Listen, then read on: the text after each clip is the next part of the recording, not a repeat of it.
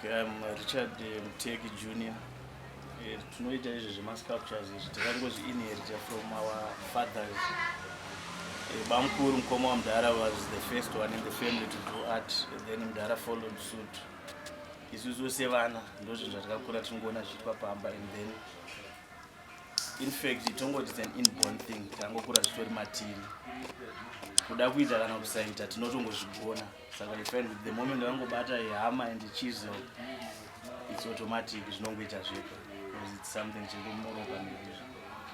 Ndofunga pamuchipo chacho ndakatotanga pamwe ndatoberekwa ndakangozvarwa ndichitongoda maybe ndichitotanga kutokambaira ndaitongoenda ikoko kumatombo. By the time ndakazosvikawo kuma 3 years 4 years wakugona ndipo ndakatanga kutonatita. Even ndichitobva kuprimary school taitosvika totokoma matombo totogezagezawo. That's how we started, because taizviona kuna baba tichingoatimaya. What was the question?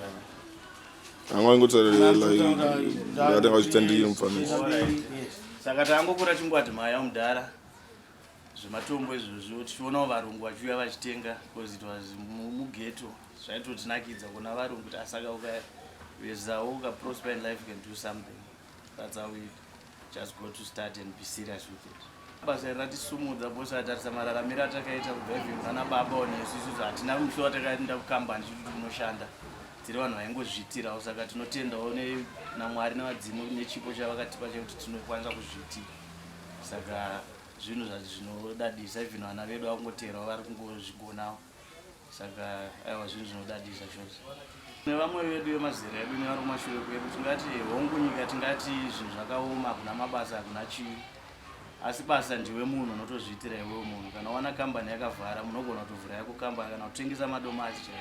Tsvagawo zvinhu zvekuti uchese uraramo, zviri zvinhu zvisingazokupinzawo panjodzi mangwana.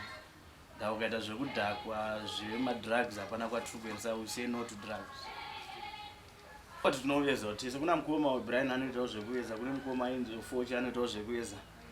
Inini ndaitawo zvekuveza, but inini ndakazenge ndakumbotambawo nhabvu ndichitambawo bhorawo, Brian akamboitawo zvemagitari.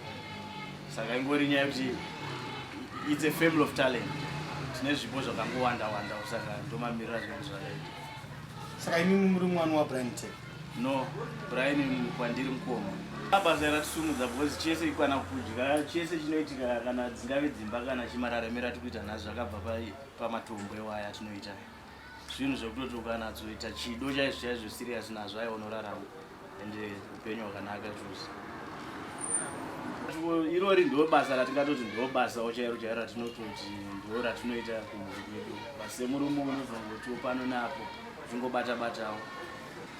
Dzimwe dzenguva ndinomboita zvongotengesa madzimotikari pano neapa. Ndakatamba, ndakazongosiya ndane 25. Ndakatamba kusvika to national level, ndikambotambira Zimbabwe national team.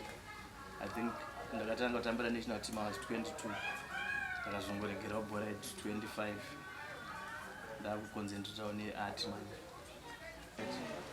Zvinongodependa newo kuti papisi iroro, because zvinoitika hauplane kuti ndoda kuveza chakati. Dombo design yaro ndoinokudza kuti I can make chakati pariri. Saka zvakungodependa newe kuti but a week yakatonyanya kuita piece, then a week unofanira kungopedza piece rako. Tinonzwa mumwe achitaura zvokuti ndakabva ndangorota ndichimuka makuseni ndobva ndatanga kutoveza chinhu chandakarota. Imi hameno pane zvinomboitiko here zvimwe zvakafanana nezvinotaurwa vamwe?